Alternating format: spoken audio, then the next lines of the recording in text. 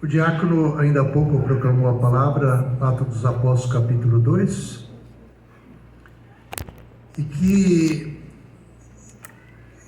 Pentecostes, o cenáculo, é algo que nós temos que manter o tempo todo, não é? E é bonito porque Maria, ela está presente, né? Ela reza, ela está ali. É bonito que a maneira como o Espírito Santo de Deus vem. Pedro, que tinha tanta dificuldade de entender a linguagem transcendente de Jesus, ele é um homem novo, né? Ele perde o medo, ele fala, surgem as curas, e aí está a grande beleza de viver em comunidade. No mesmo capítulo 2, nós temos o fundamento da primeira regra de vida comunitária escrita por Santo Agostinho. Eu recomendo aos irmãos que vão no tio Google e puxa a regra de Santo Agostinho, uma regra curta, mas é uma regra que foi escrita para a vida da fraternidade. Ele constitui os cônegos regulares, vida monástica e missão. Mas o Oriente, já com a experiência de Pacômio, Basílio e tantas figuras fortes, né, que são todas regras belíssimas, né? Um dos meus estudos no Instituto Santo Anselmo foi estudar todas as regras, essas regras primitivas. Então, na minha cabeça está muito bem estruturado, porque eu sou do tempo que nós tínhamos que estudar o original e fazer exegese, como a gente estuda a Bíblia, a gente estudava na época, né? Ainda há pouco eu vi uma canetinha caindo aqui, falei, como eu uso de vez em quando essas canetinhas, né? Para saber as origens, da onde vem, como faz, aquela coisa toda. E algo que nos ajuda muito a viver nas comunidades, e queremos ver se realmente viver o carisma, a missão dá uma resposta. No capítulo 2, Santo Agostinho ele vai usar o versículo 42. Perseveravam eles na doutrina dos apóstolos, nas reuniões em comum, na fração do pão e nas orações. E todos eles se apoderou o temor, pois pelos apóstolos foram feitos também muitos prodígios e milagres em Jerusalém, e o temor estava em todos os corações. Todos os fiéis viviam unidos e tinham tudo em comum. Vendiam as suas propriedades e os seus bens e dividiam-nos por todos, segundo a necessidade de cada um. Unidos de um coração, frequentavam todos os dias o templo, partiam o pão nas casas e tomavam a comida com alegria e singeleza do coração, louvando a Deus e cativando a simpatia de todo o povo. E o Senhor cada dia lhes ajuntava outros que estavam a caminho da salvação. A beleza de você ter vocações é testemunho. É muito bonito a gente ver o processo, né? Dom Dimas, hoje de manhã, comentava onde à tarde ele fez uma visita no encontro da pastoral vocacional, e ele ficou feliz ali porque encontrou quase 30 jovens. E ele disse assim, mas fiquei no início quase um pouco assim, porque os jovens começaram a fazer perguntas. E que era o método que João Paulo II, Bento XVI, e até ele recordou que o Bento XVI começou a interagir com a juventude com perguntas, e a gente vê isso em vários momentos. A última vez ele fez isso no encontro das famílias em Milão, e ele sentou e os jovens faziam as perguntas, ele ia respondendo, e onde aconteceu isso, então ele estava maravilhado, né? Então quase 70 jovens sendo acompanhados num momento onde querem buscar esse itinerário, o desejo, sente o chamado ao sacerdócio, né? Então, a gente vê, é terra de missão, mas está dando frutos também, né? Então, o testemunho. Mas Santo Agostinho, ele não ficou só no capítulo 2, ele foi também ao capítulo 4, versículo 32. A multidão dos fiéis era um só coração e uma só alma. Ninguém dizia quem eram as suas coisas que possuía, mas tudo entre eles era comum. Com grande coragem, os apóstolos davam testemunho da ressurreição do Senhor Jesus. Em todos eles era grande a graça.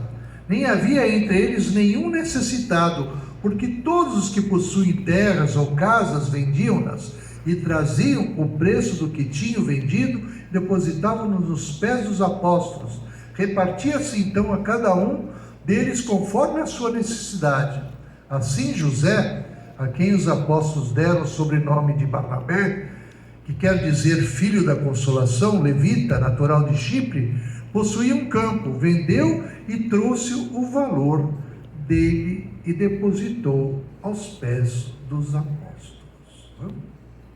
Então, esses 2 capítulos foram 2 capítulos que nortearam por muito tempo, e a regra, nós temos a regra de São Bento, que é muito forte, onde faz toda a unidade, fez a unidade da Europa, mas a regra de Santo Agostinho até hoje é uma das regras mais utilizadas nas congregações antigas, contemplativas e inclusive nas novas comunidades.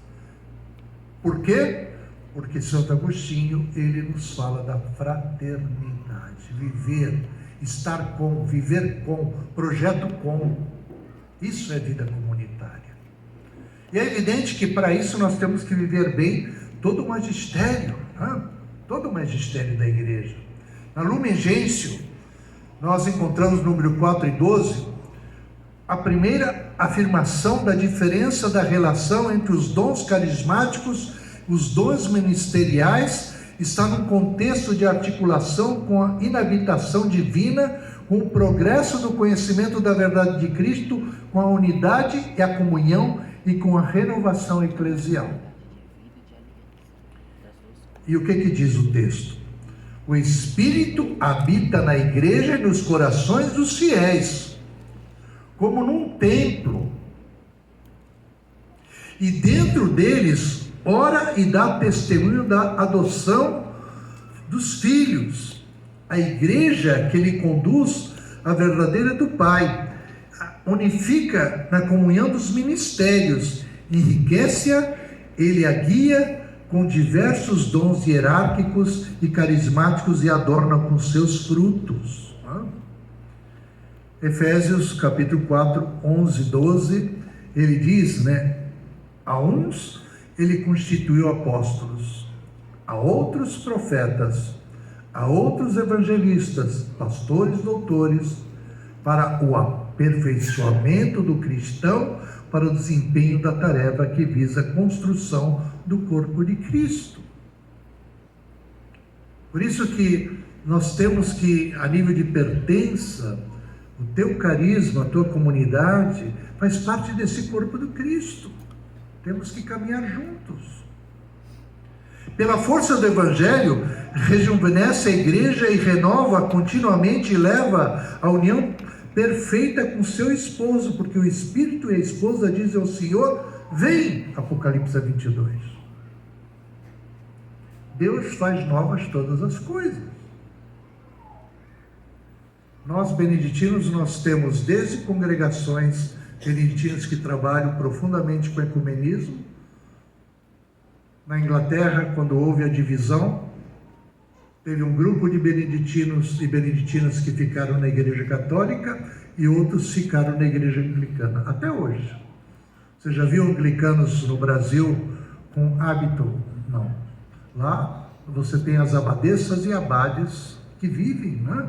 Nos Estados Unidos, no Havaí, nós temos comunidade 100% carismática. Você pode imaginar beneditinos, quando vai nos mosteiros e você vê, e ali eles todos, ainda no ofício de véspera, quando vai cantar o Magnífica no domingo, eles saem e dançam Na Inglaterra, em Bedford também, né? No sábado se faz ali toda uma dança. Você fica imaginando a beleza de como as comunidades elas utilizam aquilo que o hoje oferece, unindo o antigo com o novo. A Lumen Gentium 12, essa doutrina é articulada também em vários níveis. Primeiramente, afirmado que as graças especiais de carismas habilitam e dispõem os fiéis às ações que visam a renovação e a edificação eclesial. O que os bispos esperam das novas comunidades? Que pertençam a esse corpo de Cristo, que caminhe dentro da doutrina. Então esse texto diz: o Espírito Santo não só santifica e conduz o povo de Deus por meio dos sacramentos e ministérios e adorna com virtudes, mas distribuindo a cada um os seus dons como lhe apraz. Onde nós temos 1 Coríntios 12. Distribui também graças especiais entre os fiéis de todas as classes, as quais os tornam aptos e dispostos a tornar diversas obras, encargos, proveitos para a renovação de cada um. Mais ampla edificação da igreja, segundo aquelas palavras, a cada qual se concede a manifestação do Espírito em ordem do bem comum. Então, esses carismas, quer sejam mais elevados, quer também os mais simples e comuns, devem ser recebidos com ação de graça, consolação, por serem muito acomodados e úteis às necessidades da igreja. Quando nós olhamos a figura de Teresa de Calcutá, que quando ela tem a intuição, recebe o carisma para as irmãs da caridade, ela já vivia a comunidade de Loreto. Dia 10 de setembro de 1936, ela passou por muita provação, porque tem os critérios, os passos, o número de membros, e a sua congregação, ela só, em 1936, ela só foi reconhecida na década de 50. Mas ela viveu o carisma. Ela começou a evangelizar embaixo de uma árvore. Eu tive a graça de conhecer ainda uma irmã de 100 anos, que foi companheira dela e iniciou essa obra. Ela era uma das 5 que estavam lá. E na canonização dela ainda tinha 3 daquelas que estavam com ela quando iniciaram. Você lembra como começou a tua comunidade? Onde que você estava? A que horas? Isso nos ajuda muito a aprofundar, a ver como que nós vivemos a vida. Por isso que os carismas, o Espírito Santo, ele realiza maravilhas, Em 1 Tessalonicenses 5 diz, o Espírito Santo que opera a santificação do povo de Deus, Nós temos aqui toda uma reflexão que nos ajuda a ver dentro dessa estrutura, O Espírito, ele opera a santificação do povo de Deus por meio do ministério dos sacramentos, concede também os fiéis para exercerem esse apostolado dons particulares, distribuindo-nos por cada um conforme lhe apraz. Nesse sentido, a gente vê, é curioso que João Paulo II, polonês, mas ele, desde padre, ele tinha essa abertura para a juventude, acolhimento de carismas. A gente vê como João Paulo II, ele construiu toda a sua vocação com os pés no chão. Ele gostava de estar no caiaque, ele gostava de jogar futebol, ele escalava montanha, ia para a piscina, para isso, para aquilo, ele fazia teatro. Ele interagia o tempo todo, isso mesmo como bispo. Ele chegando quando o bispo jovem em Cracóvia, ele revolucionou com o seu carisma, mas despertou outros carismas. Não é à toa que em tantas comunidades João Paulo II é um dos baluartes, né? O apelido dele entre a intimidade era Lolek. E Lolek foi professor. Nossa, vale a pena aqui vocês que têm a área de educação procurar nos arquivos algumas coisas muito bonitas, teatros, né? 2013 no Rio de Janeiro, a comunidade Shalom, eles fizeram o Lolek, veio inclusive o cardeal Diniz de Cracóvia para participar, e depois disso daí eu combinei com os missionários e passei por várias escolas. É evidente que no teatro nós tínhamos vários atos mostrando as etapas de como esse carisma de João Paulo II aconteceu e foi espalhando. E depois nas escolas, conforme o carisma, Marcelina, Sagrado Coração disso, Marista, tal, a gente levava um ato que desse pelo menos 15, 20 minutos, porque para as crianças, e para não trabalhar também, né? Senão a diretora colocava a vassoura atrás da porta, né? Porque aqui o Omar já deve ter colocado a vassoura atrás da porta para mandar o Dom Roberto logo para ir embora, né? Mas era lindo a gente ver a beleza. E que por isso que João Paulo II e Cardeal Rilco, que foi sempre seu secretário, esteve próximo, eles entenderam esse ser igreja e saber acolher os carismas. E levar esses carismas para que eles possam realmente ajudar a transformar a igreja, né? E a gente vê em toda a história, como nós estamos vendo assim, ainda o Brasil, graças a Deus, nós temos uma caminhada bonita. Mas quando você vai na Europa, é triste, né? Ontem o diácono comentava numa passagem dele pela França, né? É triste. Eu também, quando eu fui nomeado para trabalhar na Holanda, é um mosteiro do ano 970, não de 1970, de 970, fundado por Santo Adalberto.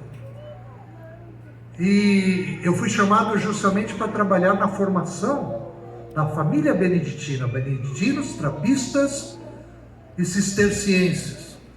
E os bispos, que são oito dioceses, vendo o trabalho, eles pediram se eu não queria ajudar também no seminário maior. Então eu andava de bicicleta o tempo todo. Minha filha, daí eu estava fininho. Eu cheguei no Rio fininho, agora gordinho, né? Mas percorria o país inteiro, levando, né, com as vocações adultas. Mas a minha grande tristeza diante da experiência que a gente tinha, quando a abade disse, você vai assumir a missa tal, e você espera, né, o povo, e tem 3, 4 velhinhas, você fica desesperado. Eu sou meio doidinho. Falei, não, tem alguma coisa errada aqui. Quando você viaja para um país, uma coisa boa, até para você aprender e melhorar o aprendizado do idioma, nada melhor do que adolescente e criança. Até o gibizinho, né? Aqueles gibizinhos antigos, né? Que daí é aquela linguagem que vai alcançar. Não tinha dúvida, é uma cidade só de 4.000 habitantes. Finalzinho da tarde eu dava uma saidinha, ia ver onde é que a garotada estava jogando futebol, onde é que, nos pubs, onde é que estava a garotada lá tomando cerveja. Eu ia chegando como bobo, né? E daí começava a conversar, eles queriam saber como é que era o Brasil, é sempre futebol, aquela coisa, a questão de carnaval, aquela coisa toda, e eu assim logo soltava uma palavra para provocar errada. Daí eu falei, não é assim. E daí começava, vocês não querem me ajudar? Tal, e daí começava tal. Daí de repente a gente começava assim, eu vou fazer um encontro lá no mosteiro, vocês não querem vir? É com a palavra de Deus, a gente vai ter uma dinâmica legal. Você toca violão? Então você leva o violão. Você toca flauta? Leva a flauta. Você tem tal. Então levava e a gente começava a cantar os salmos, intercalando, e depois de repente a garotada começava a entrar, a falar, tal. Resumo, quando eu fui nomeado para o Rio foi uma tristeza, porque eu gostava de andar de bicicleta e estar lá, era uma beleza, toda a regra de São Bento, mas a beleza, eu fiquei muito triste, né? Mas aí a igreja era cheia. E quando eu fui para o aeroporto foi um bando de jovens. E em toda parte que eu passo, sempre, desde criança, sempre tive carinhos de modelos, né? Eu tenho um que desde pequenininho até hoje ele me acompanha, e eu sempre procurei até na formação para os noviços, às vezes o irmão muito fechado, né, difícil, eu sentava no chão com ele ali, ficava pegando o carrinho, jogando para lá, e quando você via o garoto estava ali, né, soltava tudo, né, contava. E então em todo lugar eu acabo ganhando. E no dia que eu cheguei lá, mas eu ganhei um monte de carrinho, eu cheguei no Rio de Janeiro com um monte de carrinho, não conhecendo ninguém também, né? Daí, era domingo, eu estava na janela do meu quarto e estava tendo a primeira Eucaristia do colégio, que nós temos um colégio grande, né? E eu vi ali uma mãe com um filho chorando, o irmãozinho dele fez a primeira Eucaristia ganhando presentes. Eu não tive dúvida, eu fui lá, peguei um carrinho bonitinho, fui e levei e entreguei para ele. O irmãozinho dele, o Pedro, fofoqueiro, na segunda-feira, chegou no colégio e disse: o Abade gosta de carrinho. Conclusão? Acabei ganhando uma frota. E hoje na arquidiocese ou eu ganho orquídea, ou ganho uma cesta de fruta, ou eu ganho um... Até pregando retiro para um clero uma vez, é raro, eu preguei retiro 2 anos em seguida para um clero, porque o clero pediu e o bispo pediu, e no segundo, o bispo ficou sabendo que eu gostava de carrinho e comprou um Fusquinha. E na conclusão, ele era um pouquinho do estilo do Dom Dimas, né? Ele começou... Esses 2 anos, Dom Roberto ajudou a gente a montar um projeto, aconteceu isso, tal. Devido a isso, a gente resolveu dar um carro para ele. Vocês conhecem aquela palavra murmuração? Mas 5 minutos começou, né? Todo mundo me amava, me chamou, tal, mas o bispo disse que me deu um carro, provavelmente ia falar: poxa, o bispo nunca me deu um carro. Daí ele veio quando, coitadinhos, todos vieram pedir perdão ao bispo, né? Porque teve manifestação forte, né? Então, carisma, né? A doutrina de João Paulo II destaca-se a afirmação da coexistencialidade das dimensões carismática e institucional, afirma com especial clareza em sua mensagem aos participantes do Congresso Mundial dos Movimentos Eclesiais, promovido pelo Pontifício Conselho dos Leigos em 27 de maio de 1998.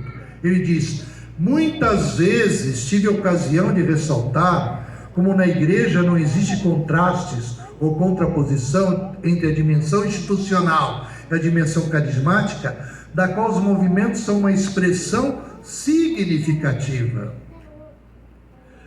Ambas são coexistenciais em constituição divina de igreja fundada por Jesus, porque concorrem juntas para tornar presentes o mistério de Cristo e a sua obra salvífica no mundo.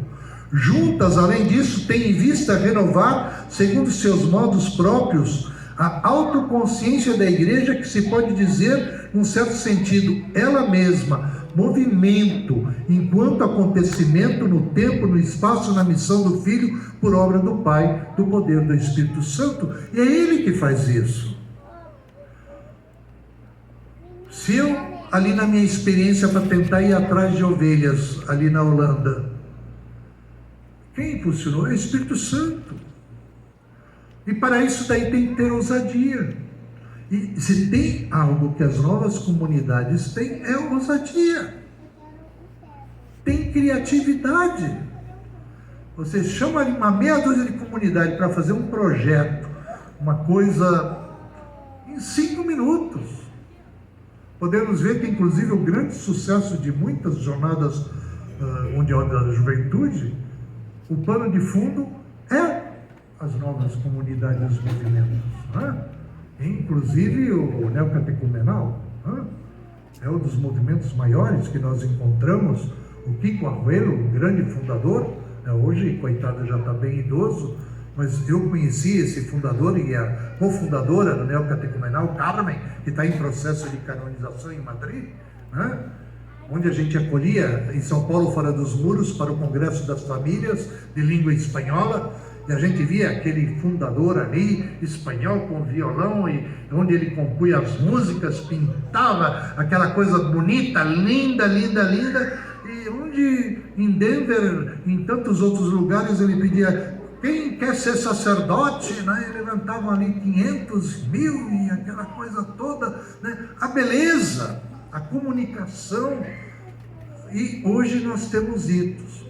O Papa Bento XVI, ele aprofunda esse ensinamento explicando que na igreja também as instituições essenciais são carismáticas e, por outro lado, os carismas devem de uma forma ou de outra institucionalizar-se para ter coerência e continuidade. Isso foi um pouco que a gente trabalhou ano passado na formação do clero da Canção Nova, né? Porque a Canção Nova e Shalom tem um clero representativo, tanto um como o outro tem um clero bem maior do que muitas dioceses. É evidente que isso daí também questiona um pouco, né? E a pergunta era assim: mas por que é tão bom quando a gente vive livre, né? O início, né? Porque vai se institucionalizando, não tem como. Aqui na própria comunidade é um exemplo concreto, né? São 4 seminaristas, tem um diácono, tem padre. E por que precisa disso? Por causa dos sacramentos, o atendimento à própria comunidade. Assim foi a vida beneditina, foi isso que eu tentei em 2023 mostrar aos bispos, que esse foi o movimento institucional, porque na realidade a maioria de todas as fundações dos carismas nasceram a nível laical, mas vai se institucionalizando. Como administrar isso? Como fazer isso?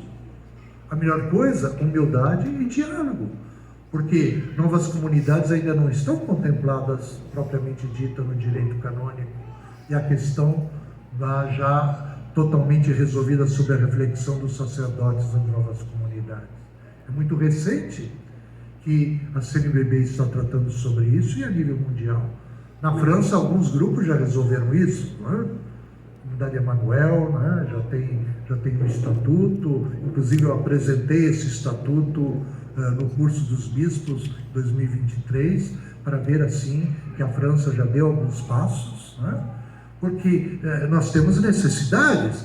Então o Papa Bento ele diz assim: as duas dimensões organizadas pelo Espírito Santo para o mesmo corpo concorrem juntas para tornar presente o mistério e a obra salvífica do Cristo no mundo. Então veja a beleza do teu carisma a serviço da igreja, corpo místico da igreja, tá? O Papa Francisco, ele insiste a respeito da necessária harmonia e eclesialidade. O Papa Francisco ele diz o seguinte: à primeira vista, o Espírito Santo parece criar desordem na igreja, porque traz a diversidade dos carismas, dos dons, mas não sobre a sua ação. Tudo isso é uma grande riqueza, porque o Espírito Santo é o espírito de unidade, que não significa uniformidade, mas uma recondução de tudo a harmonia. Quem faz a harmonia na igreja é o Espírito Santo. O diácono ainda pouco tem que falar do Espírito Santo o tempo inteiro, sim, por que não? Se nos deixamos guiar pelo Espírito, a riqueza, a variedade, a diversidade nunca dão origem ao conflito, porque ele nos impele a viver a variedade e comunhão da igreja. O caminhar juntos, isso o Papa insiste bastante, e é caminhar juntos. Por isso que, tanto eu como o cardeal, os bispos do Rio de Janeiro, nós nos sentimos muito felizes em trabalhar com os movimentos e as novas comunidades RCC, porque nós caminhamos juntos. Nós sentamos para discutir as necessidades urgentes da cidade. E, às vezes, numa região, um carisma, ele não se encaixa muito, mas um ou dois outros carismas, sim. O próprio Betel comentava hoje, o Dimas ficou até impressionado, né? Porque nem sabia que estava no Rio. Daí, quando eu disse aonde eles estão e o que fazem, né? E as comunidades que trabalham em conjunto, tanto que o vigário episcopal da região, quando eu estou organizando um local onde tem uma maior concentração de candomblé, e agora na festa São Sebastião foi elevada a paróquia. E eu fui fazer crisma uns 2, 3 dias antes do Natal. E o padre, que eu tenho um carinho muito grande, o padre jovem, faz um trabalho que é um espetáculo. Ele me levou, chegou no final, falei: meu filho, como é que você dá conta? Isso é terra de missão. Ele disse: pois é, eu fiz isso para ver se o senhor despertava. Falei: vamos fazer a missão. E é evidente que a gente tem que respeitar, ele é do território. Perguntei assim: você aceitaria alguma comunidade? Ele disse: eu só provoquei isso porque eu já tenho casa. Esperto, garoto, né? Então dali ele já me levou a casa, mostrou a situação da casa. Eu disse assim: ela tá ruinzinha, né? Mas não, é só a gente fazer, e faz o comodato com uma comunidade. Quando eu comecei a pesquisar e saiu o nome de uma comunidade, fui falar com o bispo referencial e o vigário episcopal daquela região, que é vizinho deles. O vigário e o bispo disse: pelo amor de Deus, não me tire esse grupo daqui. Falei: calma, deixa eu conversar com o fundador. Liguei para o fundador disse assim: não, você pode ficar tranquilo, elas ficam aí e a gente vai organizar um outro grupo para lá. Então, quando o Papa Francisco ele nos fala essas coisas, a igreja só ganha. Por isso que é bonito isso, esses congressos, né? Você se reunir, você estar juntos. E tem algo que a gente às vezes tem que fazer algum sacrifício para participar, como o 3º domingo do mês que nós temos, né? A gente sabe que as comunidades também têm missões e outras agendas, mas algumas prioridades nós temos que dar se nós queremos realmente ser eficazes e eficientes na missão e na pastoral. Alguns sacrifícios. Tudo bem, se uma comunidade ela tem um bom número de membros, ela envia, né? E outros vão lá fazer, mas depois também, durante a semana, vai trabalhar sobre aquele conteúdo, aquilo, né? Mas é um espetáculo. Cada vez que eu chamo alguém de fora e vai ali, porque fala assim, é formação para novas comunidades, vai ter meia dúzia de gato e não, né? Pelo contrário, parece que é sempre festa, o cardeal fica, tudo que a gente faz, e como eu estou aqui, fui convidado, mas eu fui liberado, né? Eu sou enviado, né? Pelo cardeal, eu tenho que fazer relatório, por isso também eu vou cobrar fotos, essas coisas todas, né? Ele está sabendo qual é o conteúdo que está sendo aplicado aqui, né? Agora, é a beleza da evangelização. Por isso que o Papa Francisco, ele vai dizendo, né? A igreja é assim. Quando a igreja, na variedade dos seus carismas, se exprime em comunhão, não pode errar. É a beleza e a força daquele sentido sobrenatural da fé que é conferido pelo Espírito Santo, a fim de que juntos possamos entrar no cerne do Evangelho e aprender a seguir Jesus na nossa vida. Nós estamos no momento com o Núncio Apostólico, está fazendo um trabalho muito bonito. É um grande desafio o serviço do Núncio Apostólico. Não é só fazer as sondagens para as nomeações de bispos, né? São tantas outras, é o representante do Papa no Brasil. Mas ele também participou desse nosso encontro. E no meio do curso, a gente sempre tem um passeio. Nós levamos todos os bispos, quase 150 bispos, a um shopping center, Brasil, onde nós temos há mais de 10 anos um projeto em parceria com a Shalom e o vicariato da região, para ter sacerdotes que tenham missa todo dia. Coitado, só tem um sacerdote Shalom, né? Ele não tem o dom da bilocação, eu também não tenho, né?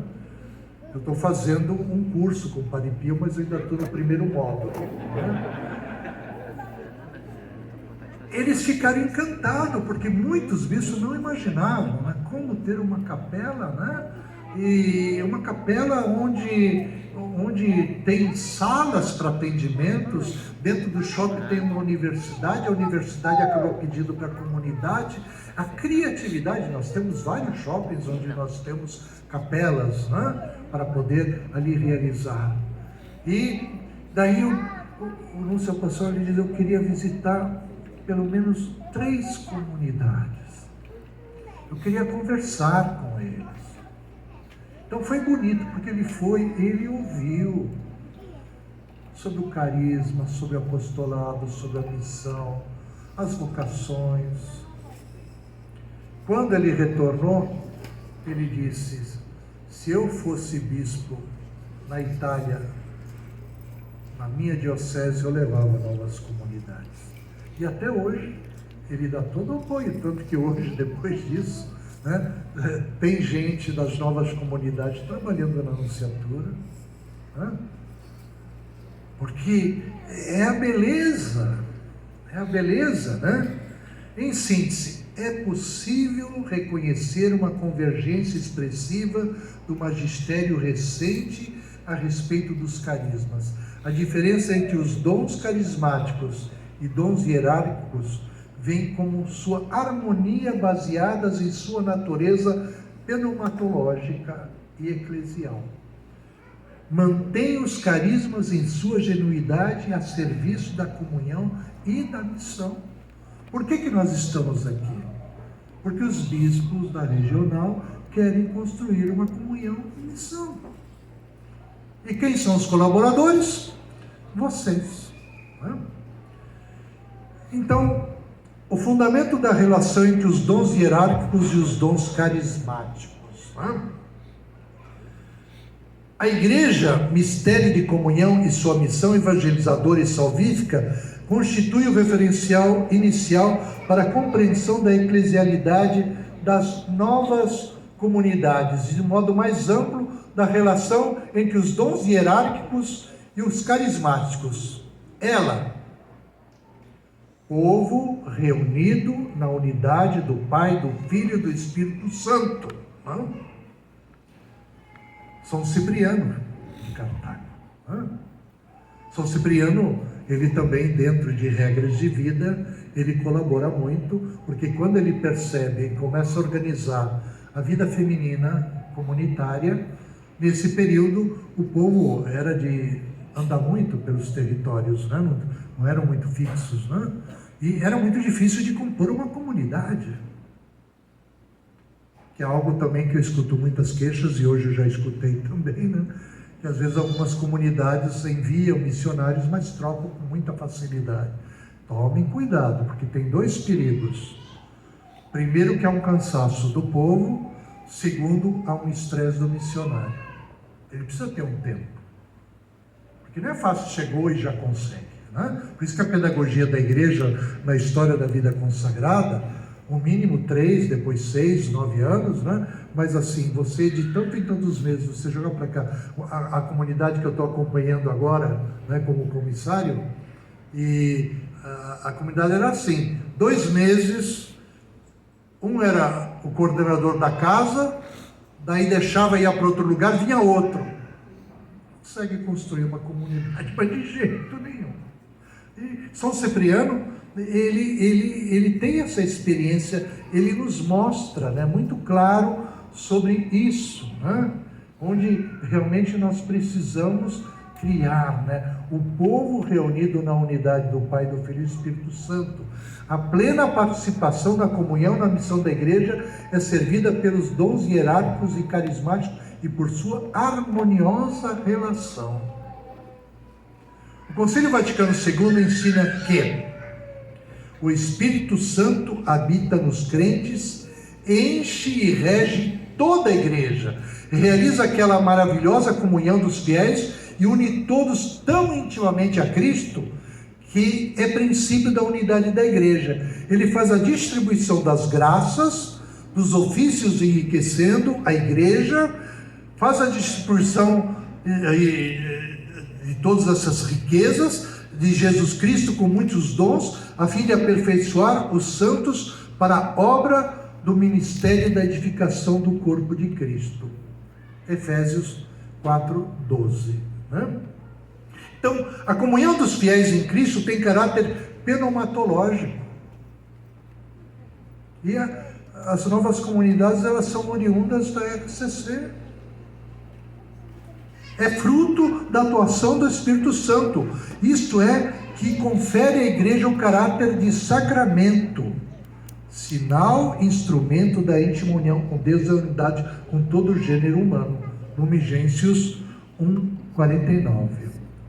O fundamento da participação dos fiéis na comunhão, que é a igreja, são os sacramentos da iniciação cristã, e que é algo que vocês fazem muito bem. Ainda ontem eu vi, né, o projeto de acampamentos que a comunidade realiza, né, querigmática. Esse ano o curso dos bispos foi só sobre isso, tanto que veio o cardeal da doutrina da fé, cardeal Fernandes, justamente mostrar dentro da doutrina da fé os caminhos, né, e depois outros grandes especialistas, como que nós podemos levar a questão, porque por isso vocês vejam, né, às vezes a gente fala, mas mais uma formação. Os bispos também precisam ter formação. E esse curso dos bispos é diferente da Assembleia. A Assembleia é para discutir, para votar, para fazer uma série de coisas. Aqui não. Aí o curso dos bispos é para você refletir, para você fazer um aprofundamento. Né?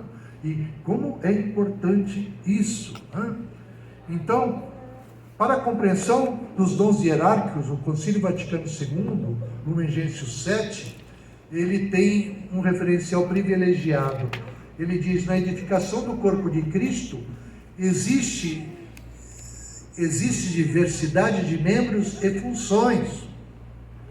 E é um mesmo Espírito que distribui os seus vários dons, segundo a sua riqueza e as necessidades dos mistérios para a utilidade da igreja. Entre esses dons, sobressai a graça dos apóstolos, a cuja autoridade o mesmo Espírito submeteu também os carismáticos. Por isso que a gente vê a maneira como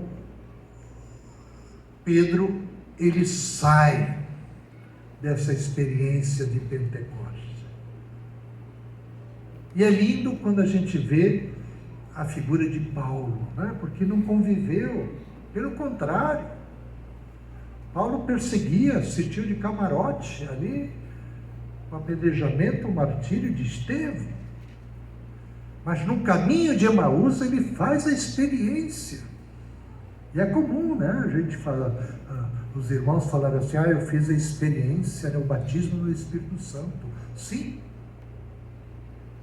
Eu conheço pessoas assim, até bispos hoje, né? Que você fala, eu nunca imaginei que uma pessoa assim, diante da sua vida, da maneira como sempre apresentou a sua vida, ser renovation, né? Eu costumo brincar.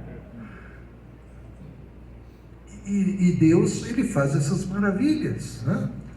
A edificação da igreja na sua renovação também são servidas pelas graças especiais, ou dons carismáticos, as quais tornam os fiéis de todas as classes aptos dispostos a tomar diversas obras e encargos proveitosos para a renovação e cada vez mais ampla edificação da igreja. O Espírito Santo, diz o Lumen Gentium 12, que opera a santificação do povo de Deus por meio do ministério dos seus sacramentos, consegue também aos fiéis, para exercerem esse apostolado, dons particulares, distribuindo-os por cada um conforme lhe apraz, a fim de que cada um ponha ao serviço dos outros a graça que recebeu de todos, atuem como bons administradores da multiforme graça de Deus. 1 Pedro 4,10, para edificação do amor do corpo de todo. Por isso que nós não podemos esconder e não colocar os nossos dons a serviço. Você tem os dons, tem que colocar a serviço. João Paulo II, ele acaba nos falando algo que é bem interessante, em alguns momentos onde ele provoca os pastores. Ele vai dizer: os pastores da igreja, mesmo perante possíveis incompreensíveis dificuldades de algumas formas agregativas e perante novas formas que se vão impondo, não podem abdicar do serviço da sua autoridade, não apenas pelo bem da igreja, mas também para o bem dessas mesmas agregações laicais. Nesse sentido, eles devem acompanhar a sua ação de discernimento com orientação e, sobretudo, com encorajamento em ordem e crescimento das agregações dos fiéis leigos na comunhão e na missão da igreja. Por isso que também tem que ter certos critérios de discernimento para isso. Acompanhamento, discernimento. O Christus Fidelis Light 30 diz: o gosto renovado pela oração, a contemplação, a vida litúrgica, sacramental, a animação pelo florescimento das vocações ao matrimônio cristãos, ao sacerdócio ministerial, a vida consagrada, a disponibilidade em participar dos programas e das atividades da igreja, tanto a nível local como nacional ou internacional. O empenhamento catequético, a capacidade pedagógica de formar os cristãos, o impulso em ordem a uma presença cristã nos vários ambientes da vida social e a criação e animação de obras caritativas, culturais e espirituais, o espírito de desapego, de pobreza evangélica em ordem a uma caridade mais generosa, para com todos as conversões à vida cristã ou o regresso à comunhão por parte de batizados afastados. E uma grande contribuição que nós temos das novas comunidades é esse ir ao encontro daqueles que se afastaram. Mesmo na França, nós encontramos igrejas em Paris, que algumas dessas igrejas, elas são realmente vivas devido a um carisma muito especial. A igreja de São Suplício, por exemplo, é uma igreja maravilhosa, mas quando você vai às 5h30 da tarde, você vê aquela igreja de segunda a segunda lotado, sempre lotado. Mas pela beleza da maneira como os irmãos acolhem, o canto, que vai acalmando, vai transformando. Então, nós estamos chegando no final aqui, vamos concluir essa temática, porque o nosso irmão Omar, ele perguntou se eu vou entregar isso daqui em 2026, Foi assim, não foi? Então deixa eu só fazer aqui a conclusão,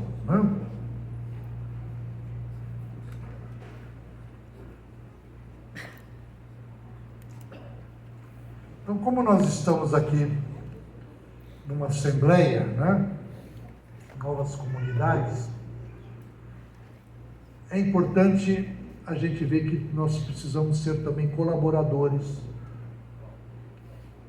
dos bispos e os bispos colaboradores das novas comunidades. Para o bem das novas comunidades, para o bem das igrejas particulares, parece que se deve destacar a importância do pastor, estar próximo do pastor, ir ao encontro dos outros. A gente só vai construir se o bispo vai às comunidades, as comunidades vai ao bispo. Como eu disse já ontem, questão de obediência com as novas comunidades. Já tive experiências assim de comunidades onde o padre que chega novo na paróquia não entende, acaba entrando em desentendimento, e vamos ver a possibilidade, porque se não adianta, você não vai resolver o problema só transferindo o padre. Mas de repente lá o conselho resolve, vamos embora, e vai embora, tranquilo, não cria confusão, não vai criar processo contra ele e tudo isso. Ao ir ao encontro dos movimentos comunidades novas com muito amor, como pastores, impulsiona a conhecer adequadamente a realidade deles, sem impressões superficiais ou juízos redutivos. Ajuda-nos também a compreender que os movimentos eclesiais das novas comunidades não são um problema ou um risco a mais que se soma às nossas grandes, já gravosas incumbências, os pastorais, os desafios pastorais. São um dom do Senhor, uma reserva preciosa para enriquecer com os seus carismas toda a comunidade cristã. Por isso, não deve faltar um acolhimento confiante que lhes dê espaço, valorize a sua contribuição de vida da igreja locais. Dificuldades ou incompreensões não autorizam ao fechamento. O muito amor inspire a prudência e a paciência. É assim que nós podemos construir, Então espero que com isso e depois com os textos vocês das comunidades refletindo, vocês possam fazer um bom estudo sobre a eclesiologia, a missão, ao carisma, e viver bem e tranquilos a esse serviço, essa bela vocação que o Senhor nos concedeu. Louvar e agradecer pela vocação. Ok? Ok. Chefe.